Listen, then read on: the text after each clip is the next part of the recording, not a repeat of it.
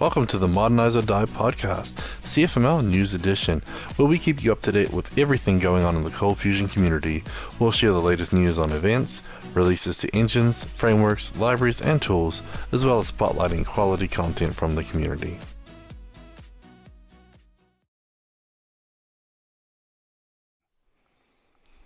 Welcome to the Modernize or Die podcast, CFML News Edition. It's episode 156, July 12th, 2022. And I'm Gavin Pickin, joined by Dan Codd this week. Welcome, Dan. Hey, how's it going? Pretty good. How about yourself? Good. I'm doing well. So I got to say this ahead of time real quick. I'm actually, because of a random summer child moving around thing, I'm actually sitting on a bed. So if I look like I start bouncing here, it's probably because I am, and not just that I'm just excited to be here. So this will be a professional thing, but it may involve me bouncing up and down by accident. Go ahead. If you told me that beforehand, I would have got my bouncy ball so we could have both been bouncing into. Oh, that would have been awesome. Welcome, everybody. Hopefully you guys are having as much fun as us. And as John Farrar said in the Slack, the live chat, welcome to the Modernize or Die Prime Day edition. Well, almost. I'm actually a little underwhelmed with Prime to get started, because Prime Day is usually a big deal. But one of the things I wanted to buy, I went on and had a look. And I bought this at Christmas time for like $160 on sale from like $180.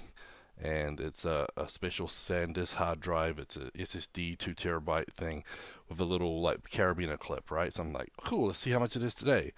And apparently on special from $500 down to like $190. I'm like, wait a minute, I paid $160 on sale from $180 like 6 months ago, and now it went up from like 100, 200, like $200 roughly to $5. Like, well, the supply chain issues got worse. You know what I mean? Yeah. You know, there's more scarcity now. I'm like, yeah, they can say it's got $300 off because they put this list price up $300. So anyway, not that impressed with Prime Day so far. I haven't spent anything there yet, but the day is still young.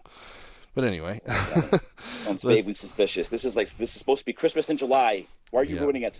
No, I'm kidding. And Charlie said inflation. I'm like, yeah, that's inflation, all right. The list price just blew up.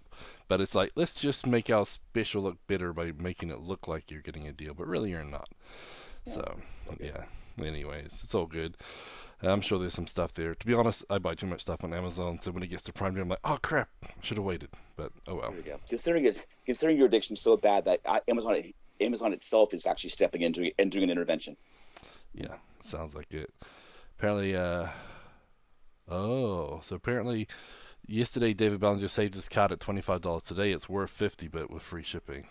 Yeah. Interesting. Anyway, so I wonder if people are just like, well, we still got to pay the shipping and everything else. We'll just make it look like a deal, and people buy it anyway. But anyways. Okay, well, first, let's thank our sponsors, Ortus Solutions.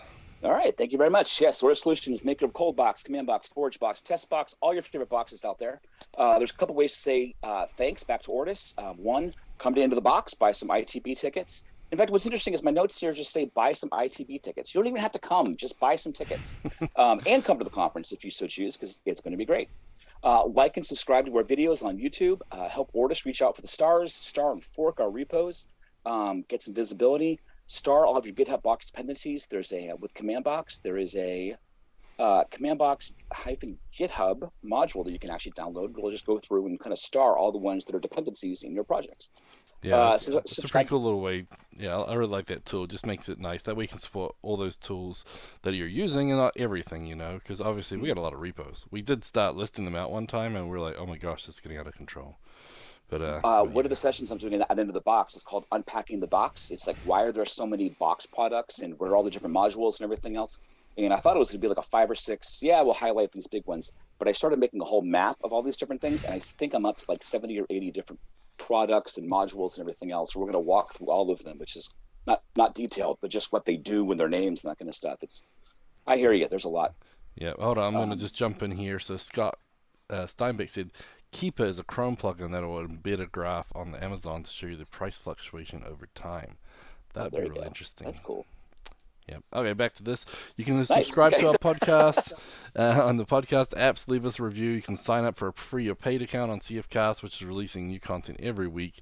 You can buy something from the Box Life store and represent some Ortus products. You can also buy the Ortus book 102, ColdBox HMVC, Quick Tips and Tricks on Gumroad. And there's always our Patreon support. So we have 36 Patreons providing 100% of the funding for our Modernize or Die podcast. This is via our Patreon site, which is at patreon.com/Ortus Solutions. That's our first goal. Our second goal for our Patreons is we are 43% of the way to fully funding the hosting of ForgeBox.io, which, as we all know, is a package manager. Package manager, as well as a huge implemental role in the ecosystem that both we at Ortus use, as well as a lot of people that are non-Ortus users use. We've made it. ForgeBox has made it, because when it goes down, everybody starts complaining because it's running a build script here, it's running someone's test there. I mean, yeah, you've done well when you hear everyone complaining because people actually rely on your stuff. It's one of those things. It's like that you've established a presence at that point. Whether you've done well means that the site's up. Yeah, for sure. So that's why we're always working on ForgeBox reliability and everything, trying to improve that, and makes a big difference. So, yeah, thank you to all our Patreon supporters, and we'll thank you properly at the end of the show too. Okay, well, let's get into our news and announcements. And first up, Github Co-pilot works with CFML. So a lot of people talked about Github Co-pilot. For those who don't know, it's basically AI. So as you code, as you write comments, and as you do other things, it's actually trying to figure out what you're going to write or what you might write, and spit out some suggestions of what you might write. And so they had a beta version for a while, a lot of people using it, and they just released it for everybody. And it's a free trial, and then after that, it's like $10 a month or $100, for the year. And so it's pretty interesting, but I wasn't sure if it worked with CFML. I listened to the Working Code podcast, and Adam Tuttle and Carol over there were talking about it, and they used it, but they're doing a lot of TypeScript as well. This is CFML, so I wasn't sure if they're using it for one or both. But yeah, so they did confirm it does work with CFML without any crazy configuration. So if you guys want to try some AI, check that out. But it's apparently pretty cool. If you do like your documentation, so it explains what you're going to do, maybe the DocBox stuff will actually work pretty good. But basically, you type out what you wanted to do, and then it'll spit out what it thinks you want, and a lot of times it's actually pretty accurate there. It's kind of crazy. So yeah. So if you want to try that out, some AI-powered coding, check it out. It's a VS Code extension, and pretty neat. It is very cool. All the links are now in the chat. You can go check it out. Cool.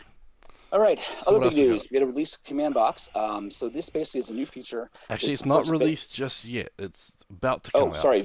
You're right. vNext. I apologize. Yes, vNext. So coming up soon. Supports enabling basic authentication or basic auth for only certain folders. So, for example, you can use it to make your for additional security in certain folders, not in others. Your the administrators or whatever sensitive folders you have. You can actually have it force basic auth, but not have to do it for the entire site, which is great. Cool. Before we move on, Scott said he wants to hack on the VS Code CFML plugin, and so he'd like to, if anyone has any desires for improving that, the CommandBox one, I assume, then go and add it on the GitHub repo, and Scott wants to play with that. So, just if you know, CommandBox is the CFML plugin of choice, but we'll talk about another option a little bit here too. Back to the CommandBox with the basic auth. If you type in box upgrade -- or -- latest, that will actually upgrade you to the version that has it now. Oh, really? Very cool. Okay, so there was an announcement I saw on Twitter from AWS. So AWS Identity and Access Management introduces roles anywhere for workloads outside of AWS. So if you're one of those people that loves IAM from AWS, now you can use it outside of AWS. And when I read this, I was like, wait a minute. IAM is the most confusing stuff in the world. Nobody likes it. Everybody hates it. And now we can use it on other applications? Yeah, nah. But if you are using AWS and you have to use IAMs, it makes sense for those things that you are doing outside of AWS that you use the same set of roles and permissions and everything else. But I don't think IAM is bad. I think it's the fact you have to put it on everything you add to AWS, and there's a million things you have to add to AWS. That's just it. There are and then so add it many to everything. Microscopic level permissions you can do. It's like all I want it to do is read something, but there's like 1,700 options on what to read. Yeah. But thing on this, I read this also, and I was thinking, okay, what we need to do, make an IAM account in AWS, use whatever wizard they have available to get that one right, and then copy that security policy over to whatever your external one is going to be. Because trying to do those by hand is going to be insane. Yeah, definitely. You have to definitely use a tool to make it easier. I mean, they do have some good templating and everything else. But anyway, I thought it was funny. But at the same time, if you're using AWS and IAMs, it's kind of nice that you can do that. And so that link is in there too if you want to check that out. It's kind of like up there where they say, oh, just use regex for that. Just. Yeah, now you got two problems. I got two problems. I hear you. All right, couple of, coming up, we got some into the box updates. So the early bird ticket pricing is done. We extended through the 4th of July, but that's over now. Now, I often wondered why we telling things that you could have done, but it's to foment a sense of urgency in you. That there is a new round of tickets that are out there. The in-person schedule is finalized on the website. The third track is been published. We have a new speaker, John Farrar, is coming, and we have new sessions from the speakers that are up. And also the workshops are starting to fill up, so don't miss your chance. So the workshops, I think we have, what are there, Gavin, there's 4? There's 5 workshops. There's 5, okay. Yep, 5 workshops, and right now we have we usually try and lock it down to 10 per workshop, so that way we don't have too many people and we can give them the care and the hand holding they need to do it, because these are hands-on workshops. So now, yes. The list is on the website, but Luis and Eric are doing one on futures, right? I'm doing one on refactoring. Well, I'll share my screen for those watching, and then we can just how about we do that? That would be a wonderful idea. Yeah, so we go to workshops. So yeah, Luis and Eric are going to be talking about asynchronous programming and scheduling. Then we got John Clausen and Grant Copley talking about containerizing and scaling your applications. Your one, which is you and Alan, are going to be talking about legacy code conversion to the modern world. Mm-hmm. And then Testbox, getting started with BDD, TDD, oh my. And then the Vue.js, Spa, and mobile apps with REST APIs is going to be me and Daniel. Oh, sorry, the Testbox is done by Brad and Javier. I didn't mean to leave their names off there. No, the Vue.js one, that one's just about full. Is that what you said before? It's filling up fast. It's definitely got a lot of people's attention. That's the one that we actually put up on Twitter so people could vote on it. And so, the first few that came in, they were all for that. But we've got quite a few for each of them now. It's pretty well spread. I have to go check the numbers and confirm. But once we get to that sort of maximum size, we can probably get one more TA for one of them. But the size of the room is the issue. Right. And John Farrar's making jokes in the chat saying, can we do the async workshop at the same time as another workshop? Yes, the async workshop will be the same time as 4 others, but you can only go to one, John, because you're single-threaded. Sorry. I see what you did there. Good. That's true. So yeah, but there's met someone who's not so much single-minded as just single-threaded. They can think about one thing at a time, which is great. It's just very confusing for those of us that can't think about one thing at a time. Just is nuts. Anyway. Yeah. So check out that website, intothebox.org. If you get up there, you can see, like I said, the schedule's been updated. We moved a couple of people around. We added a couple more sessions from a couple of speakers. We had a few sponsors that weren't sure if they're going to make it or not, so we had to save a few spots for them. But yeah, we're done there.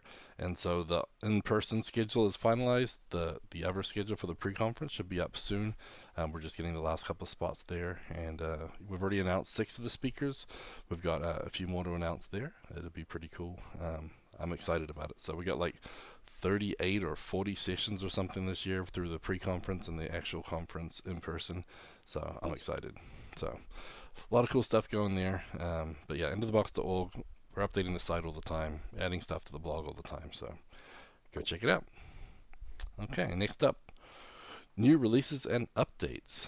So this started as a tweet from James Moberg on Twitter. He was talking about how his ColdFusion Taffy API was timing out to a third-party MySQL table lock or whatnot.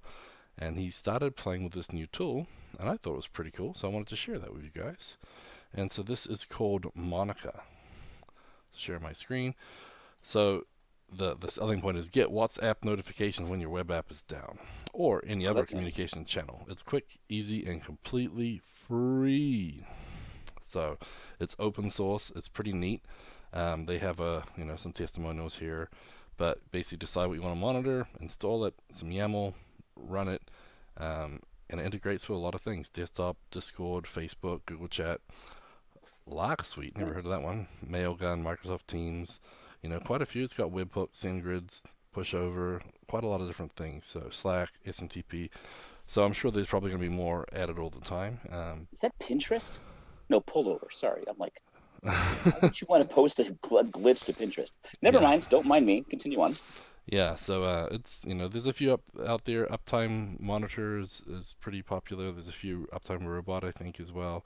But yeah, so it's a pretty cool little thing, and again, it's free. And James has it working with CFML, so obviously you can do it.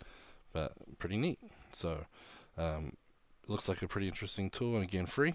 So Nice. open source synthetic monitoring, I say synthetic monitoring command line application. Actively developed, completely free. So, yeah, if you guys are looking at changing it up or trying something different, I'll send the link right now. And James is even in here talking about it. So, it's a single portable executable. Ooh, that's pretty nice. You know what? We should make a CommandBox module for that. Monika.hyperjump.tech. Okay, so did everyone know about this .tech domain? I did not know about that till last week, I think, or something like that. There's a ton of them out there. Yeah. .tech, .rocks, .tips, you name it. I'm gonna make my own domain high level. Like you could, and that's the thing that's why not all registrars actually have them all, because basically you have to file paperwork for a TLD, and you basically create all the regulations and rules around it, everything. So they're all like custom, and that's the thing is you can make your own kind of crazy one. I don't know what the procedure is or how much it costs, to get, but basically it's, sort of distributed in that way. Exactly. It would be like .dan. So it'd be like my site.dan. Yeah. Or sucks. Okay, thanks, Dave. Oh, okay. I'm gonna choose to believe that David didn't mean to put dan.card.sucks. But I will move on. My esteem is intact. I appreciate it. Moving on. Okay. Yep. I'm kidding. But that is a good point. You would not want to have .sucks as your domain name. Probably wouldn't be, unless you want to do some negative publicity. Eric put the Dan.card. Negative publicity. That was Eric. Okay. At .gov, I think that there is a special process, and you have to be obviously a registered governmental entity in order to do that. Kind of like a college. The .edus and stuff. Yeah. Exactly. Yep, I'm sure there is. So. All right. Well, coming up also, in case you missed it, Adobe ColdFusion Build versus Code the beta. Do you want to help us test and improve our upcoming Adobe ColdFusion Builder extension for VS Code? The time is nearly here. People are collecting email addresses for people that are interested in. Yeah, they may have already started it. To be honest, this is they posted this a couple of weeks ago. I'm gonna have to create a Bitly link to share it because it's too long. But yeah, so just if you guys are interested, they are releasing it. They're going to be showing it off next week as well. So don't forget that next week. Yeah, the full open launch of the product is coming shortly after Dev Week. This is your opportunity to get a chance to get early, test it, and help it make it as awesome as possible. There is a note that says there may be bugs. It should not be used in production during the beta testing. Yep. So it's just one of those tools that's trying to improve the whole workflow for ColdFusion Builder basically, but it's in VS Code. So it'd be kind of cool to see what they've done, and I know that some of the other VS Code extension builders from the CFML community is curious what's available and what we could tap into, because obviously the more tools we all share as a community, the better the community will be. So cool. So that's that for new releases and updates. Next up, we have webinars, meetups, and workshops. And this Friday, July 15th at 1 p.m., I'm doing another one of my Coding with the Kiwi and Friends. My special guest this week will be Wil De Bruin, and we're going to be talking about CB validation. And just before I let Dan tell us a bit more about it, Wil has actually talked into the box about CB validation. He actually contributes to the project, so he's like one of the top people to talk to about CB validation. So we're going to be meeting before that to be a little more prepared, because Wil wants to be prepared, and he gave me like a 2-page note of possible talking points. I'm like, wow, he's prepared. So we got lots of stuff we could be talking about. So Wil is he's going to be there helping me out, and we're going to discuss a few different things and show a few different things. And I think it's really good because like most things in programming, there's 10 different ways to do it, and we're just trying to find better ways. And so, I'll show you what I do, Vil will talk about what he does, and then we'll try and figure out if there's like a middle ground or whatnot. So I'm looking forward to that. Makes sense. Okay, so that is one of our special events where basically it's for Patreons only. A lot of the stuff we do obviously is open source, it's open for everybody, but occasionally we do this stuff just for Patreons or paying customers. In this case, this is a Patreon event. So Patreons, check your email. There'll be emails sent Wednesday, tomorrow, with a registration link, or you can keep it on the Patreon only Box Team Slack channel, or in the Ortus community forum section, which there's a Patreon community section on there. Now, if this has made you jealous and you're not a Patreon, sign up today or wait for us to release a recording on CFCasts after the session. Yeah, but they've been really good. I mean, last time me and Daniel did one, and David Bellinger, who's in the chat here, asked a question. He's like, sorry for taking down the rabbit hole, but it was actually really interesting. We got off, and tried to explore a little bit, because a lot of times people ask me stuff, and I'm like, I don't know, but let me figure it out. And so live coding session, you kind of play with it, right? And so it turned out really good. And we actually thought it'd be like a small turnout with the 4th of July weekend and everything, but yeah, it was really good. And so that one is up on CFCast now as well. So if Cool. you guys haven't seen that one, check that out. We're doing API documentation, and we got into a little bit about testing and stuff too. So it was probably turned out to be one of the better ones, thanks to David and his rabbit hole. So. Isn't that great? I teach a college class, and it's been remote, which means it's been mostly async, which which is fine. I don't mind it. But on the other hand, just the live back and forth, I think you end up like everyone kind of just benefits from that, because you have all this collective wisdom in the room, and then you can kind of go from there. We had a question at the webinar I did last week that actually has now spawned like a blog post and a couple videos and everything else. And so I hear you. Yeah, for sure. Adobe Developer Week is next week, July 18th through the 22nd. Yeah, it's back, better than ever. This year, the experts are gearing up to host a series of webinars on all things ColdFusion, which makes sense. It's Developer Week. You can register for it now, and I'll put the link up as you go. But that's starting next week, so make sure you sign up and get going with that. Okay. Yep, I'm just making sure I got the right link here for your webinar, which is the next thing we're going to be talking about. Because did I remind you of it? I was meant to add it on, but I completely forgot. Because yeah. Anyway.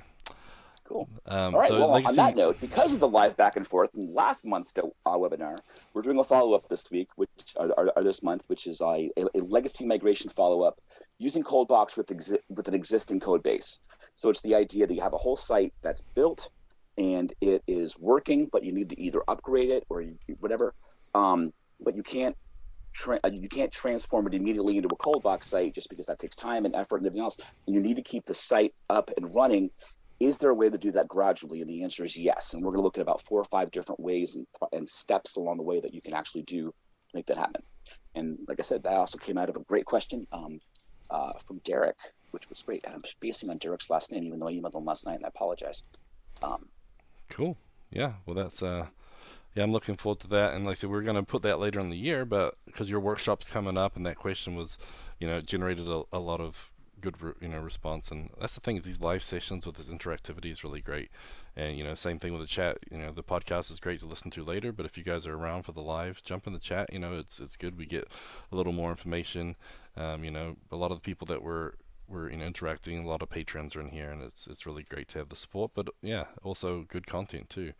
Scott just sent me something about generating JSON schemas from API responses as well, so I'm like, we'll have to tie that in as well. So it's cool to see that stuff, and yeah, we like the interaction. Awesome. And my apologies to Derek. It's Derek Bose. I'm so sorry that I forgot your last name, but I didn't want to just leave you hanging there. All right. Yep. Cool. So next up, we have, in case you missed it, last week I was actually on the online CF Meetup, and I did a planning and building my developer feud quiz API. And I think it actually went really well. So it was very much an analytical session, not a lot of code. I did touch in and show a little bit of code, but it was basically planning things out. And so it kind of built on top of, all the coding of the Kiwi. We were basically building this app out. So this one sort of went back to the planning piece. So, planning based on user stories and mapping it to the database and models, and then looking at how we can build our API, and then using those user stories to generate our TDD style test, because we have the scenario given then when. formats and stuff with TestBox, so it just all made sense and came together nicely. So that recording is up on YouTube, and the slides are up, and there's code as well. Well, actually, there's no code on this one. But yeah, so it's I think that went really well too. It's a good philosophy one. Nice. Yep, for sure. So, okay. So whoever said that coding was not philosophical, there's definitely philosophy of all this behind the scenes. Yep. So cool. That link is shared. And then all right. Well, along with Developer Week next week, Adobe has all-day workshops that are coming up. Basically, you join the Adobe ColdFusion workshop, learn how you and your agency can leverage ColdFusion to create amazing web content, or at least the delivery system for amazing web content. The text really is up to you after that. This one-day training will cover all facets of Adobe ColdFusion that developers need to build applications that can run across multiple cloud providers or on-premise. The next one is on Tuesday, August 9th. Yep, Brian Sepp, he's going to be doing that one, and that's Eastern time. Sometimes we have some in the European time zone by Damien, but this one is a US time zone, so 9 a.m. to 4:30 p.m. Eastern, like you said, Tuesday, August the 9th, and I'll put the link up here for that one. Cool. And then we have another one, a webinar as well, right? And that's on August 18th. That's by Mark Takata. That is at 10 a.m. Pacific time, so 1 p.m. Eastern. And that's called Making Games with Adobe ColdFusion. So between Gavin's thing on basically his developer feud game, and then this one, you'll be able to do work for Sega. Really good. Well, just to be clear, mine is a quiz game. It's not quite as cool as a real game, but I'm not sure what type of games Mark's going to be making, so I guess we have to tune in and find out about that one. Okay, and then of course there are a whole bunch of Adobe events. They have it up on their site, and so they're posting them there quite often. And a lot of times they're posting them over to YouTube, or they have recordings on that site too. So check out that at meetus.adobeevents.coldfusion.com. Oh, sorry, adobeevents.com/coldfusion. Yeah, meetus.adobeevents.com/coldfusion. Do not go. Never mind. I was going to revert back to the Doc Sucks thing, but that doesn't sound very nice, and I was like kidding. So continue on. Okay, CFCast content.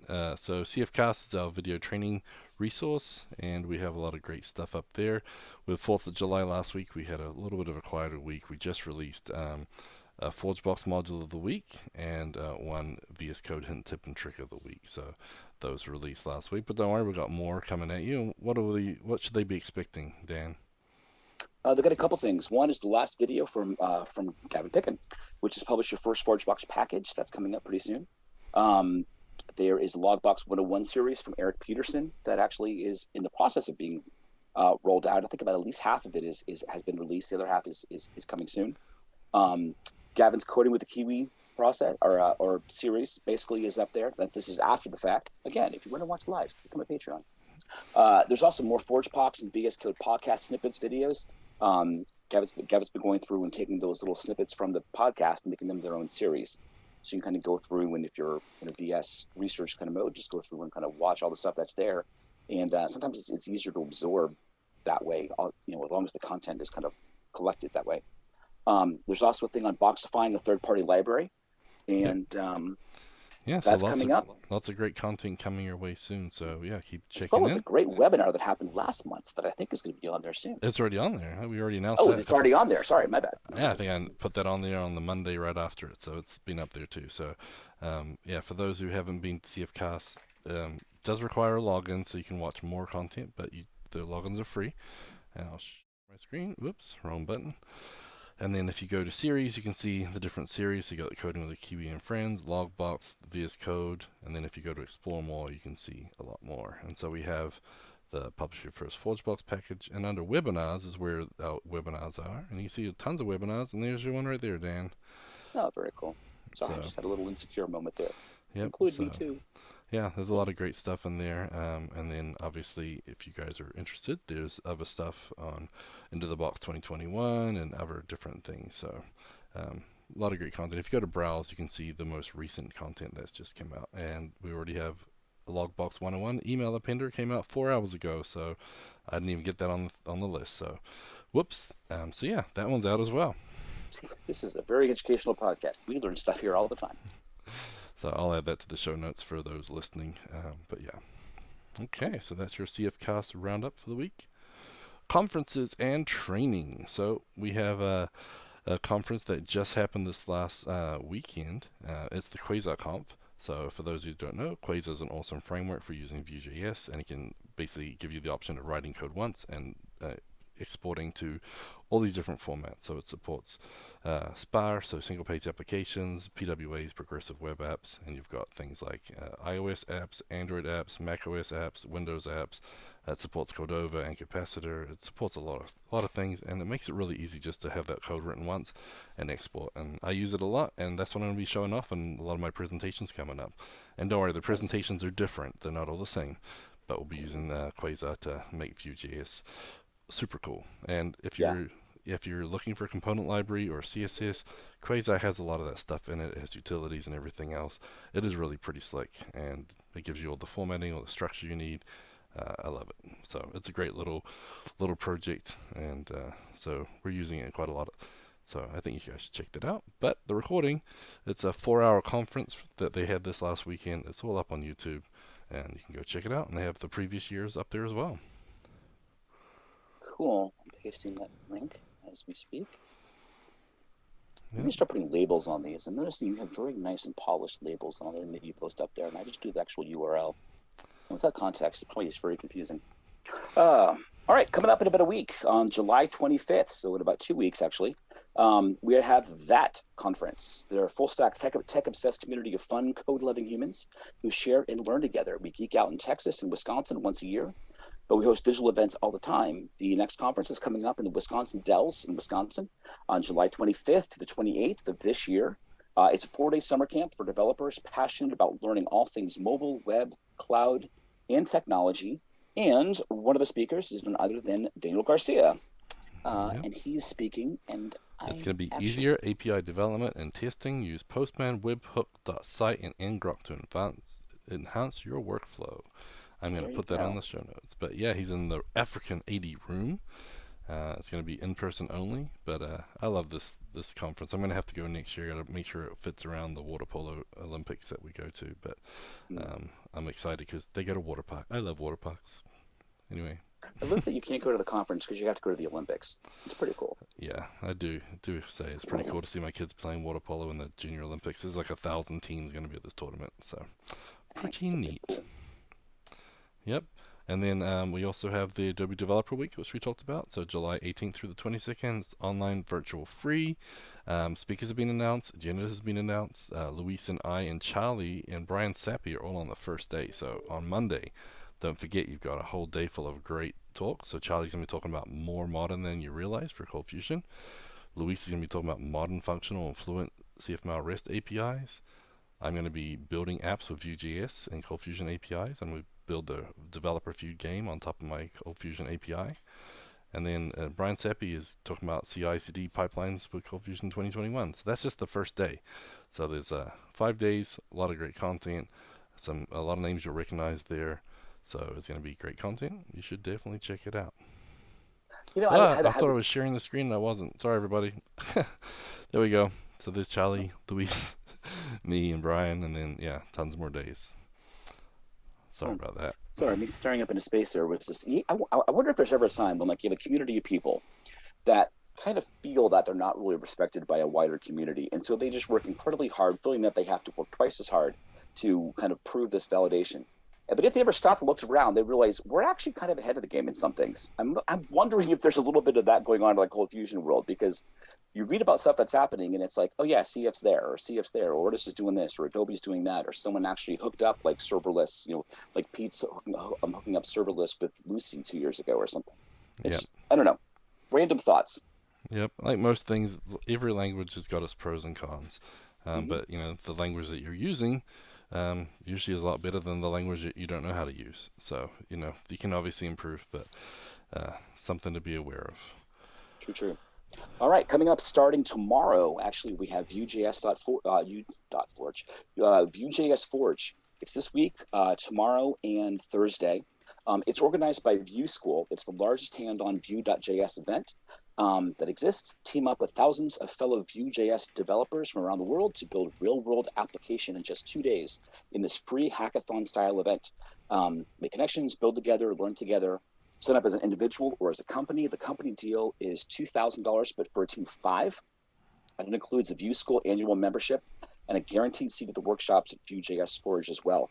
And you can pick your team. It does not have to be everyone from the same email domain or from your company. You can pick your own team. Yeah, that starts tomorrow, so I don't even know if you can get in this late or not. But yeah, it's going to be pretty fun. Project management, building like a Trello SaaS app.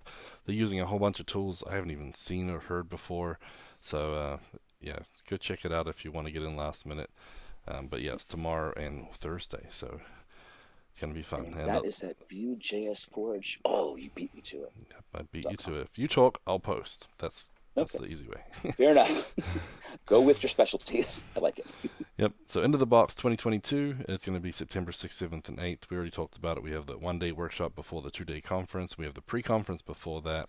The workshops are filling up. I said a couple of them are almost filled, but there are a few more spots left.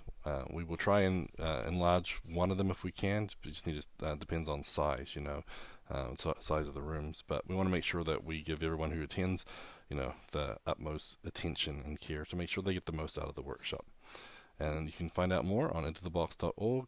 The blog has new updates all the time, and there's tons of great information there. Don't forget, book your flight soon before prices go up. Use the code on the registration to do that. And yeah, we're excited. We'll see you guys over in Houston in September. Yeah, I submitted my travel things to Edgardo, and I think it's like 7 hours later, it already went up by like $30-40. So it just got approved, thankfully. Which is good. Cool. So what else we got? Okay. Coming up in October 3rd and 4th is Adobe CF Summit, the CF Summit Conference, followed by, on October 5th, we have the Adobe Certified Professional Adobe ColdFusion certification class and tests. So those are happening. It's a 3-day thing. 3rd and 4th is the actual Summit Conference. The 5th is the Certified Professional Test. Now, the registrations are open. It's $99 for the conference. And it says here that the early bird goes through June 30th. It might still be open. We're not sure. Yeah, looks like it is, surprisingly. Same with the call for speakers that is supposed to have closed already, but the form's still there, so I'm not sure. Cool. So I guess we'll find out. If you didn't submit, go do it, because you might still be able to sneak one in there. That works. I bet they're just busy getting ready for Adobe Developer Week, so they probably just haven't closed it off yet. But yeah, and then which is good. Take their overwork as your benefit. Yep. There is the Adobe Certified Professional. We've posted some information in the show notes before, but basically it's not the same as they've done previously. It's a newer, harder version, but it's meant to be rewarding. Hundreds of hours of videos to go through before you get to the one-day lecture and the test. So we'll be sharing that in the show notes if you want more information. But yeah, it's a good workshop. But if you're not sure about taking that one-day workshop, we have a 2-day workshop for them, right, Dan? We do. Okay, so ColdBox 0 to Mega Hero, REST APIs, and Vue.js mobile app. That is on October 5th and 6th. It's a 2-day training after CF Summit is over. So CF Summit 3rd and 4th, the test on the 5th, the Ortus CF Summit training workshop is on the 5th and the 6th. It's going to be led by Luis and Gavin. Again, it's a 2-day event. The price is $7.99. That's the early bird pricing. But this basically sounds like it's going to be pretty much all of ColdBox. I mean, not just 0 to Hero, but 0 to Mega Hero.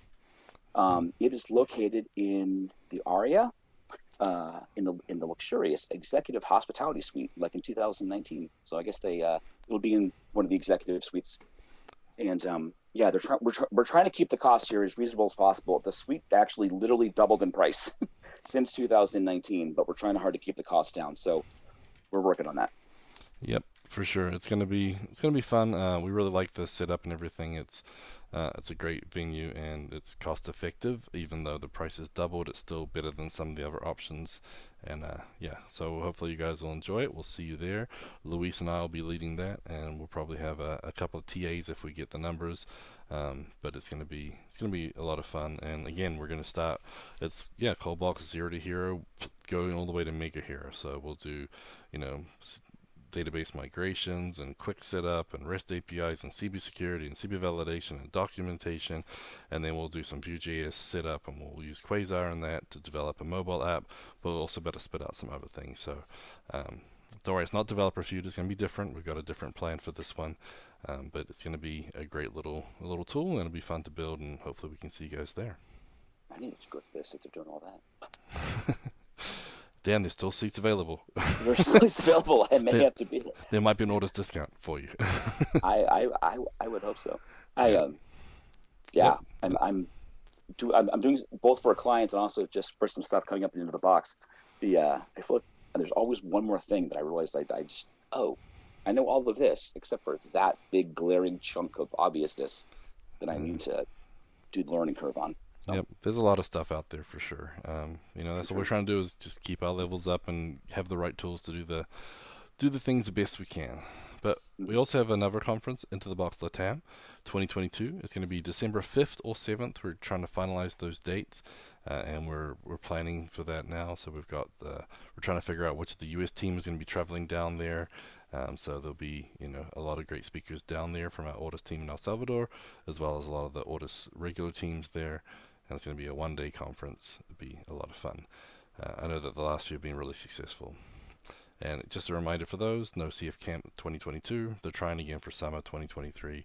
I'm sure they'll have an announcement as soon as they can clarify. Obviously, just too much uncertainty with travel and everything else.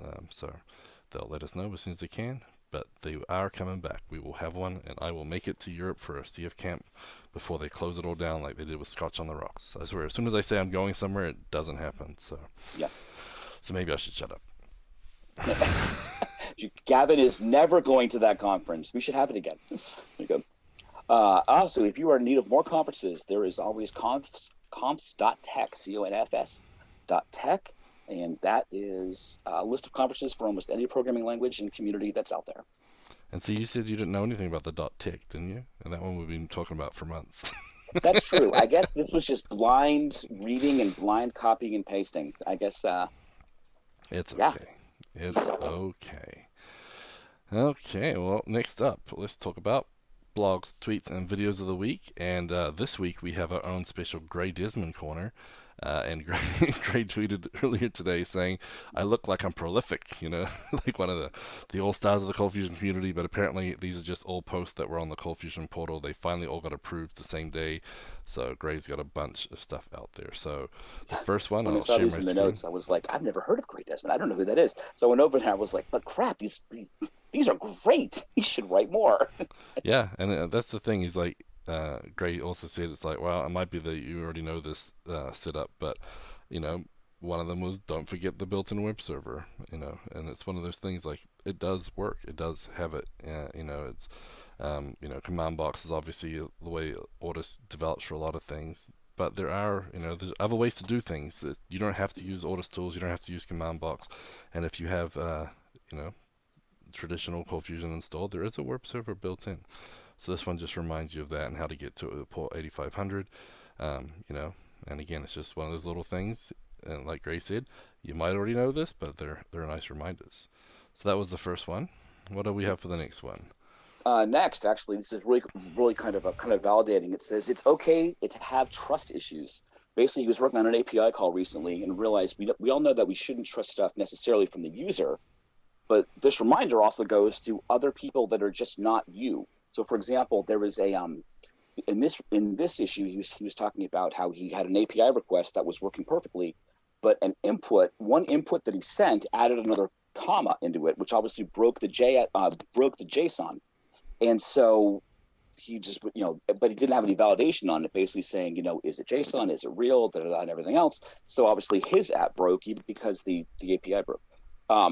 And he was going through kind of like a little bit about a reminder and some techniques about getting around that, which was kind of cool. And basically, if it's not you, it could, which is sometimes the opposite. Sometimes you have like this self-doubt. It's like, oh, I trust code from these people because they know what they're doing. I may not, but they do. Don't underestimate yourself. Yep, for sure. And then another one from Gray. And that one is talking about letting your non-development colleagues update text on your site with a simple JSON file. So this is pretty interesting. It ties into almost some of the other blog posts that we're going to be talking about soon. Like I said, and if you combine it with his earlier one, make sure you have a validation for that too, I would guess. Yeah, that's what I was about to say. Oh, so, sorry. Yeah. No, I was going to say, because, non-developers, giving you JSON files to get text and everything else. And like, that might be one of those things where, yeah, validation is very important.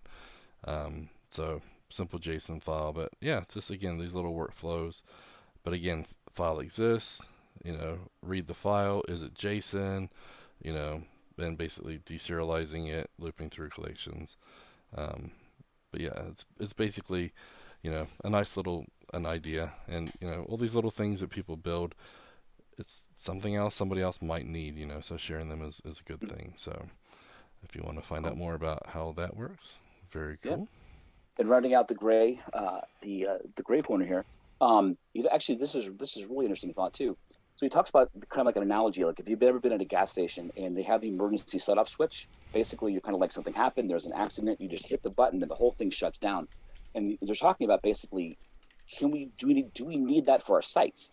And so he actually walks through, walks through basically how would you do that? And so this was all about putting together that scenario. That's kind of cool. A gas station shut off for your website. Is that when you're just too explosive? Yeah, basically, if you are too amazing. But it makes sense. Basically, like something like I just had this. Not a real life example. Basically, it's the kind of thing where you think of it like, all right, we need to bring it down for routine maintenance, for advanced maintenance, or just something happened, a certificate expires. It's like, all right, hit the button, and it actually puts up a temporary, puts up a nice message basically, and then you can fix your thing and then go on with life, which handy. Yeah, and so Peter in the chat said he has a shut-off built into the load balancer, and that's what I was going to say too. If you're using something like Nginx or whatever in front of it, you may have a maintenance root folder that you just switch your URLs to point at that instead or something. But this is a nice little setup too. I mean, just putting it in the setup request, and yeah, just looking at a date and going from there. So very cool. You prolific person, you, Gray. Good stuff. 4 posts in one day. You're amazing. He did say in his tweet, because basically it was a couple weeks worth of material that all got approved at the same time. Yep. Crazy. Which was reassuring, because I'm like, I don't understand how like Ben does it, or all these people just have like 10 different blog posts at a time. And just so you guys know, Ben has been moving the last week. That's why he's only done a couple. So. Next up, we just had one come in from Charlie in the chat. So Fusion Reactor 8.8 just released. So he talks about that there. Several bullet points in the release notes that you should care about. But TLDR, if it's enough for you to know that Fusion Reactor is now updated, those bullets may suffice. But now know what you need to know. And so at this point, it gives you more context. So read this here, or ask Charlie, he's in the chat. CF metrics are now sent to the cloud. Specific to the cloud. Interesting. So yeah, I mean, I like Fusion Reactor. I want to use it more, but this is interesting. The cloud, the Fusion Reactor cloud tool is fantastic. Yeah. There's a lot for a number of sites to monitor that. Is that what he's talking about? Yeah, so I mean, there's a lot of updates in 8.8, but looks like a lot of it's sending to the crowd. Yeah, so I mean, as Charlie said, scroll down, you can see lots of detail versus the bullet points. He's taking screenshots and arrows and everything, so cool. Yeah, I like the fact that the database and the DB and the API time is now included on the main tab of the transactions. You don't have to dive into it. Yeah, there's lots of little things, and the archive viewer has those times. Just lots of little things here. Okay. And he's saying in the chat that most of what's new is not about the cloud, although what is, so I guess it's minor, but there's a lot of stuff on there. Yeah, well, it seems like it's sending more information to the cloud for on-prem stuff is what I'm guessing. But yeah, the cloud version is really good. It's really nice to have that, especially if you have several servers. Having one place to go is definitely a big plus. But yeah, I mean, a lot of it just looks like really great UI updates. Like some things you have to like dig into to find the details. It look way more obvious now. So very cool. And thanks for sending that to me, Charlie. Somehow I missed that doing my prep today. And then we had a tweet from James about those the new monitoring tools. So we talked about that earlier, the Monika one. So we won't repeat that too much. But James was also tweeting about some other stuff, right? Yeah, so he actually was going through, kind of going back on the CV validation or the validation theme. This is what happens when you get to repopulate input values. So they're talking about the conversation that ensued out of it. Basically, was a conversation about encode for HTML attribute, encode for HTML edit format, which is deprecated in CF11, encode for HTML, and kind of like what is the best way to approach that. Which is always interesting because the docs are terrible, is what we learned from James's tweet, because basically they always talk about, okay, you could use encode for HTML attribute, but the example only shows the width of an image or the width of a table or an image height or something, and nothing else. And I looked on CF Docs, and to be honest, the documentation there, we need more examples, so we should probably get those out. But yeah, I mean, basically the encode for library is basically built on the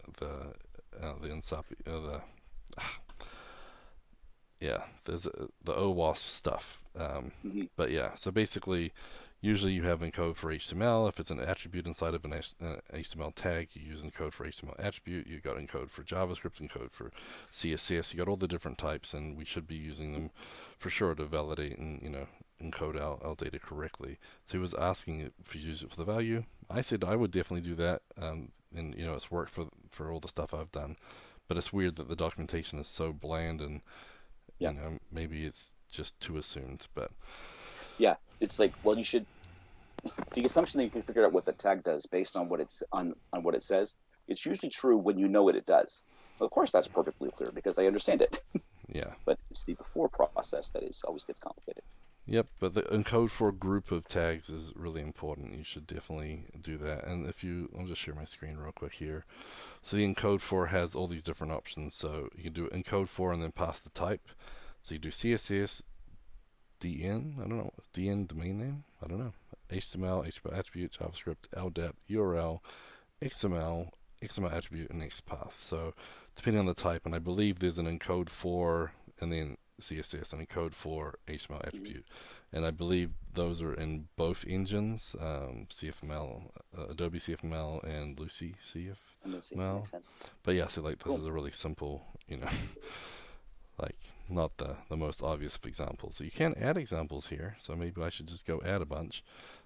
But yeah, so what do you do? Go find out what DN is. Is it domain name?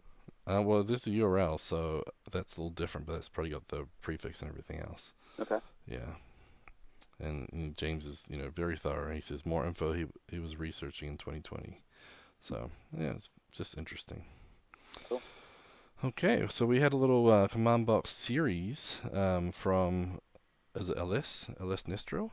And if you look up here on my screen, CommandBox Jasper, the third part. And so, what is CommandBox Jasper? Well, it's actually a SSG, so a static site generator. So basically, they've built several static site generators before. One was built in ColdBox, another one in Framework 1. And so this one, they're building in CommandBox modules. And so basically it's, goes out and does a scaffold. So this is sort of a basic blog sort of setup. You put posts. It's very much like if you're going to do Markdown for like, what do you call it? Like Jekyll or something else. You basically set up your site, all your Markdown files and everything else, your layers, etc., and then generate it from that. And so there's a 3-part series so far. So I think we mentioned this one last week, but there's part 2 and part 3. So if you want to follow I along, do believe you mean part 2. Yeah. And the third part. I think. Sorry, the names of these blog posts were really important. Yeah. They're great. Yep, so that's a cool little series, and I know that ContentBox can spit out a static site, and this is obviously a static site generator. There's a few other ones out there, and other people are using Jekyll and other tools as well. Hugo, I think, is another one as well. Yeah, and hold on, Jasper is a static site generator apparently. That is Ray Camden's John hot Farrar, button. Jasper's static site generator. Apparently, that's a Ray Camden hot button. Yeah, because I knew that he was doing a lot with like static sites recently. Yeah, he's used several of the time. I think he's working for Adobe now, but he's done a lot of work with Eleventy as well, which is another tool. And Netlify has stuff that you can use. There's a whole bunch of stuff out there, and it's kind of a nice process. If you're not going to be updating content very often, doesn't need to be very interactive. Why make it? Use an application server, write your blogs, generate something, and then you can have a little bit of action on certain places. And their tools are pretty smart.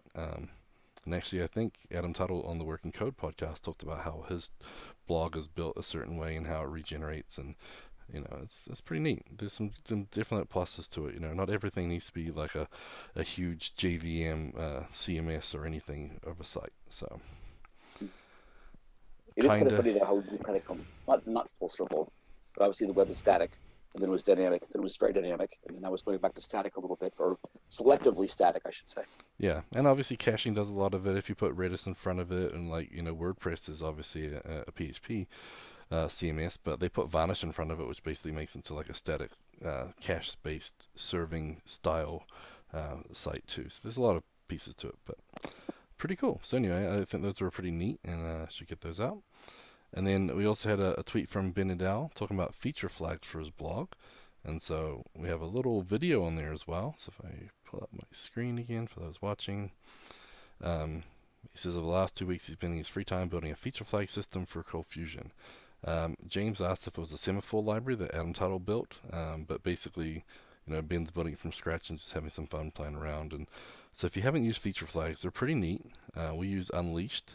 Ben uses Launch Darkly for work, and then Adam Tuttle wrote one called Semaphore. But yeah, the whole idea of the way it works, and just listening to the way Ben on the Working Code podcast talks about feature flags and how he deploys stuff that isn't even finished. He deploys it to production anyway, just puts it behind a feature flag. So the code is there. No one can get to it, so it won't break anything. I was like, really? It's just such a different way to think about things. And, but feature flags are pretty neat. And I really learned a lot from that. We've actually got Brian Rinaldi from Launch Darkly speaking at the Into the Box pre-conference about feature flags. So you guys should definitely come check that one out, because they're not just a bunch of if statements. That's not just a Boolean flag, essentially. So, so this little video here, you can go check it out. He's talking about the feature flags and how it works. And I like feature flags. So I don't use them as much as I should. So I want to learn a little bit more.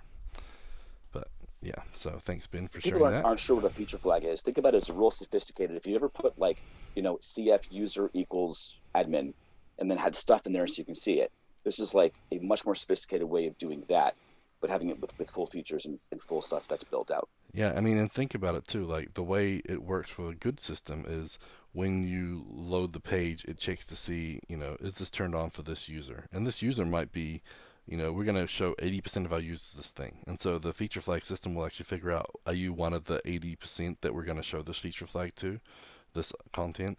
And then it stores everything in RAM, so it's crazy fast. You don't need to query the database, because you could do this in a database and, turn it on for certain people or whatnot. But this is all done dynamically, in cache, so it's super fast.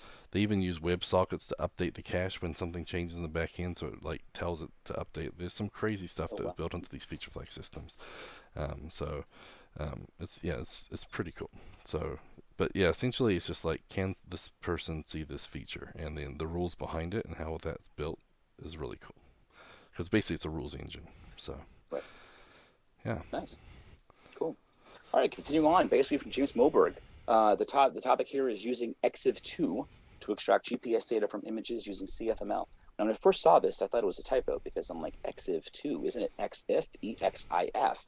But actually, EXIF is a C++ library that extracts EXIF data from images and pictures. And so I was right and I was wrong. But basically, this is going through and says there is a way to do it, obviously built in. There's the image get EXIF metadata. He said one of the problems was it wasn't necessarily very performant. And so he was trying to figure out different ways of doing things.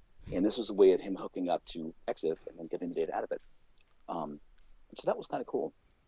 Yeah, so he's got a little disclaimer on it and talks about performance or whatever too, and how to write metadata. And it's freeware, which is interesting. True. And actually, as James points out, not just EXIF, but IPTC, XML, more than just EXIF. Yes, very good point. Sorry. Yeah. See, this is good. See, welcome to the podcast. The actual authors of these things, we don't highlight them because they're in the chat, but they're good content. They're in the chat. They can keep us honest. So I appreciate that. Thank you. Yeah. I mean, there's so much content coming through. We try to skim through, get the key points, and, try and make let's say, an educated statement about it, but usually we're wrong, so it's nice when they come and correct us. Yeah, exactly. And you know what? Maybe we should just make a few more incorrect assumptions, and they'll show up more often to defend their stuff. That's true. We strive to perform a well thought out, reasoned, rational podcast, and when that fails, we have people step in and correct us. It's good. Okay, so we have another blog post from Ben. So building up a complex object from a multi-step form workflow in ColdFusion. So he looked at using form postbacks to build up complex objects in ColdFusion, and so he wanted to break up this workflow. And I like it when he does the videos because it just makes more sense when you want to try and watch it quickly. Although it is a 10-minute video, it's pretty neat. But yeah, it's kind of like basically as you go step by step through, it just keeps building the pending form data. And so I thought it was kind of interesting.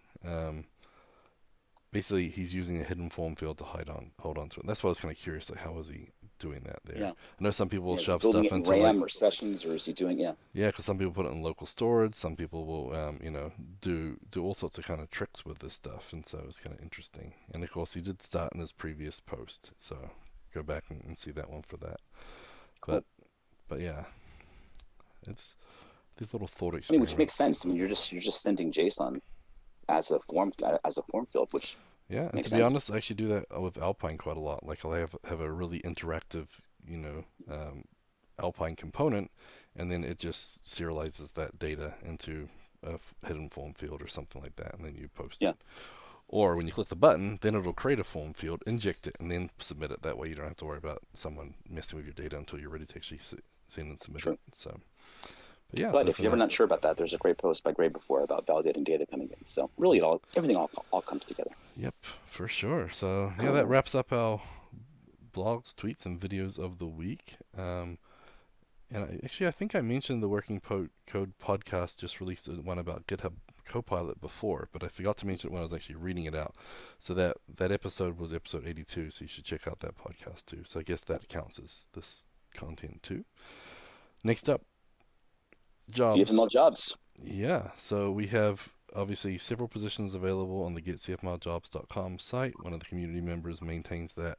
It scrapes from all the best places, and you can add jobs in there yourself. So we got a few job postings since the last week's episode. You want to tell us about them, Dan?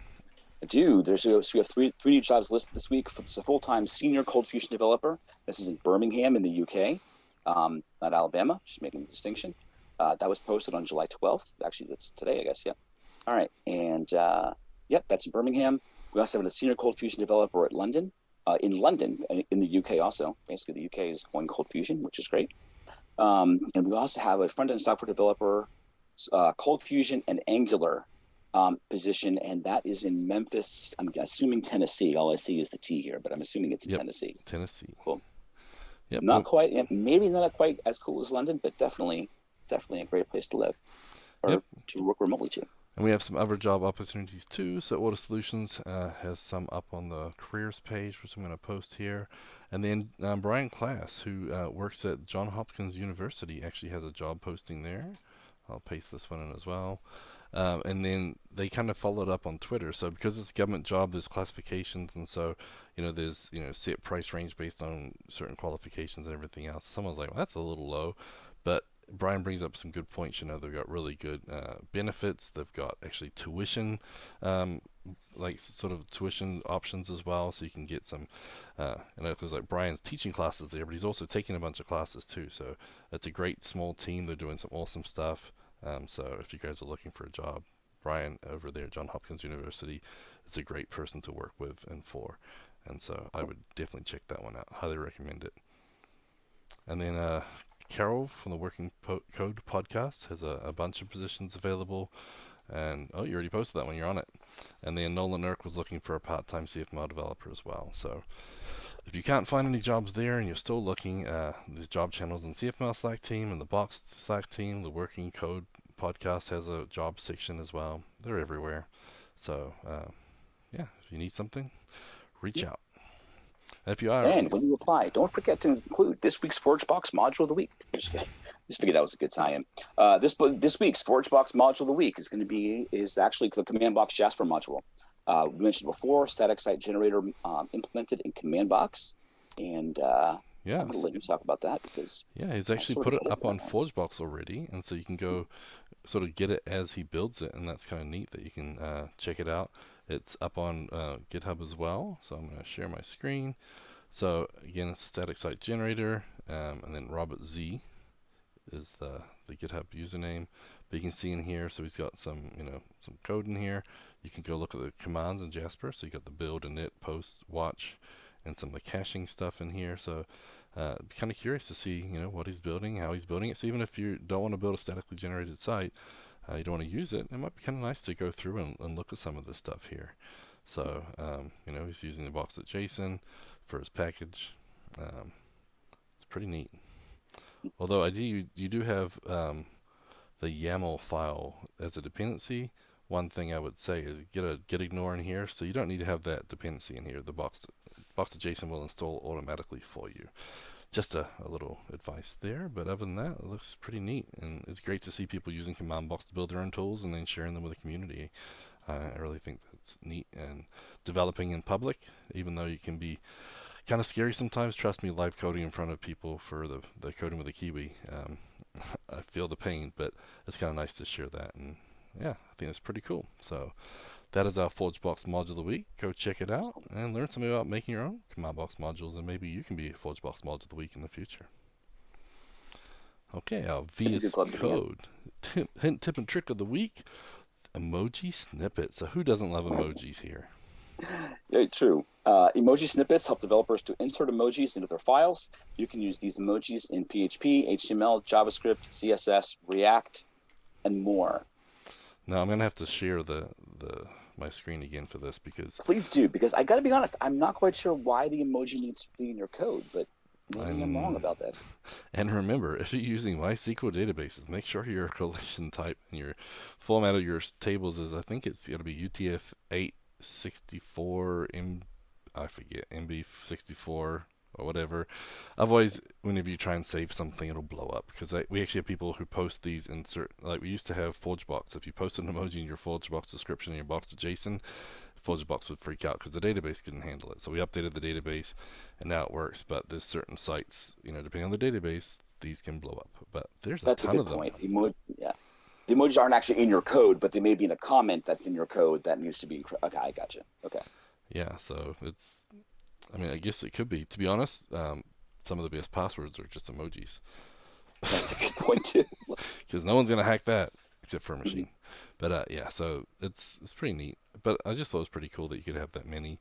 And then once you've actually built the extension, you can just do .happy and then put it in there, or .fire, and then obviously there's settings for stuff. But there's just a ton of them.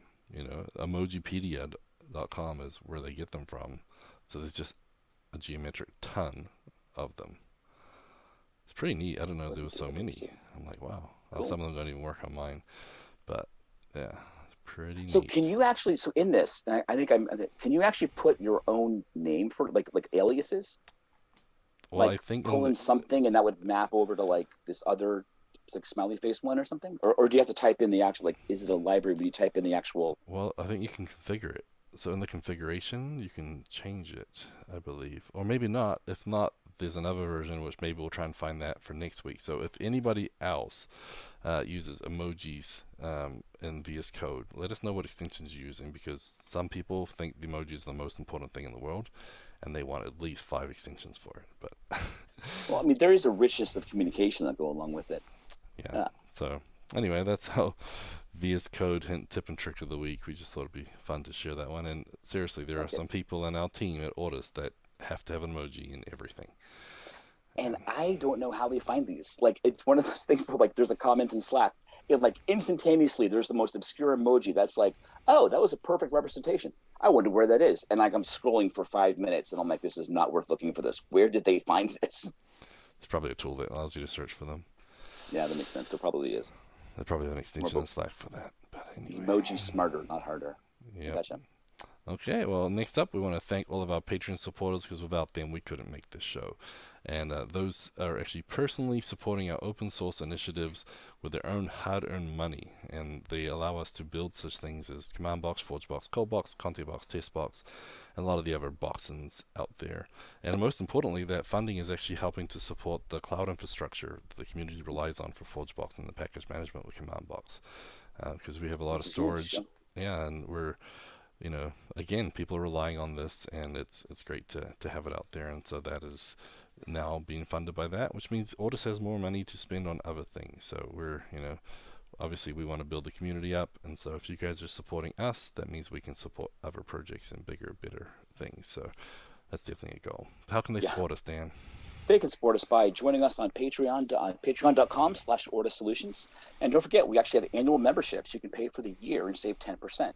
So not only can you be generous, you can be generous at a discount and still get the full effect, which is great.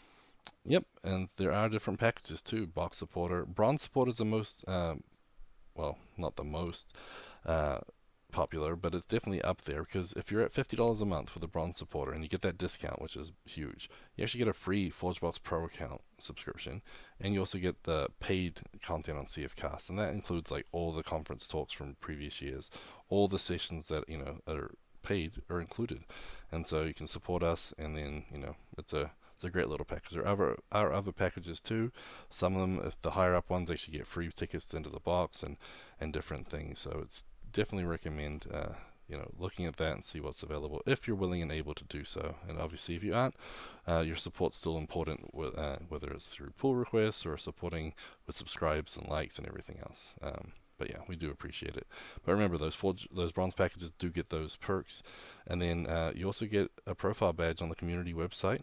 And they get a few other things on the community website too.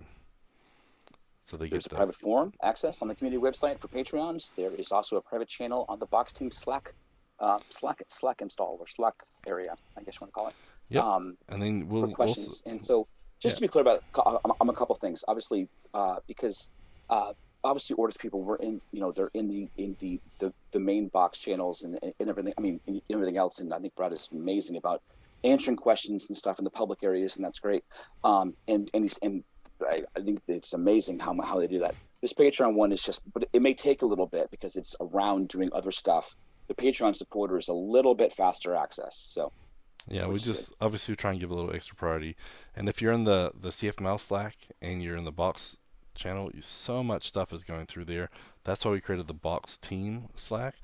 And so you don't have to be a member of the box to be the team, but that just is basically a setup so that way we can have, one channel for CommandBox, one channel for ColdBox, and that way your questions get split up and they don't get drowned. Like the CFML Slack, everything's in one channel, so it's just not as organized. Brad is really great about answering stuff there, but it's funny, on the box team Slack, the community answers most of the questions before we even get a chance to, and that's great to have the community working together because you guys all are invested in the community. So we really appreciate that. And of course, if you're a Patreon supporter, you get live access to the my Coding with the Kiwi and Friends stream that we're doing on Fridays. And after that's done, we'll probably switch it out to more of a an office hour, or maybe like a little hackathon type thing. We want to try and do these going forward. So don't worry, it won't always be just me. But we're just trying it out, and it seems like people are enjoying it. People liking to come there and, and kick the bucket, do some live coding, experiment with stuff, and it's been really good to host, and I think people are getting a lot out of it, and so we're hoping to continue with, maybe other formats, but it's... kick the tires, maybe the phrase you wanted to use there, as opposed to kick the bucket. Yeah, well, I mean, I like kicking around, but yeah, I get you were saying. No, I got what you mean. Kick the tires is like, hey, let's go try it out. Kick the bucket is, kick I the just bucket. passed away, Okay, maybe you gotta... Sorry, not to call you one other thing. I was just kind of like, maybe that wasn't the phrase he meant. I need a little more caffeine this morning, maybe my brain is kicking the bucket. I Remember, you can go to community.ortussolutions.com for our community site, and we really want to see you guys getting interactive there, and it's good to see all the questions there. And guess what? It's Google friendly. It's way better than Slack for that. And so, if you do have a good question that you've asked on Slack and you get an answer, maybe go to the community site and just post it. That way, it's sort of answered itself. We definitely think it's pretty good.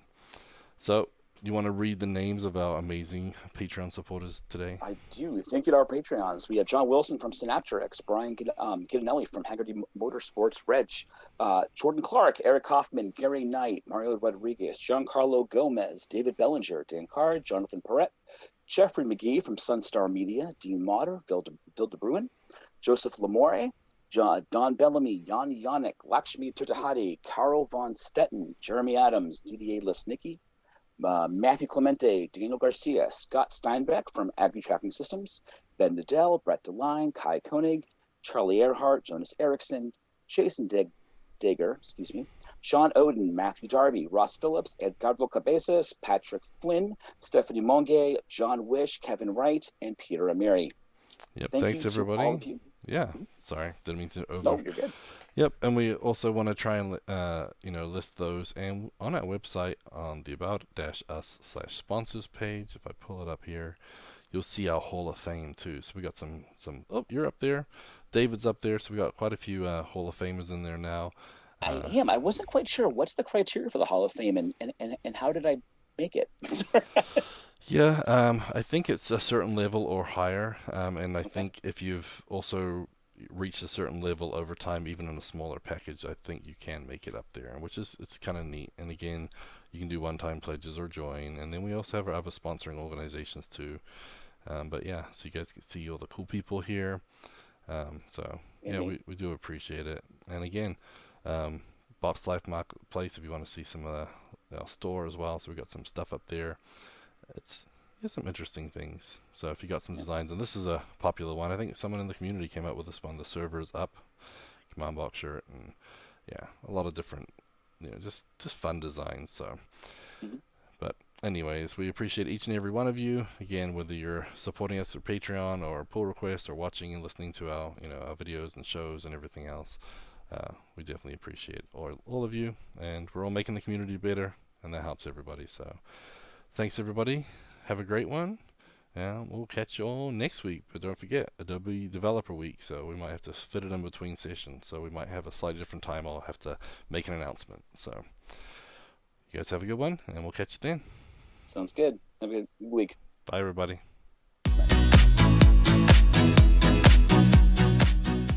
Show notes for this episode can be found at cfmlnews.modernizeordie.io, where you can also subscribe to your favorite podcast player like Spotify or iTunes.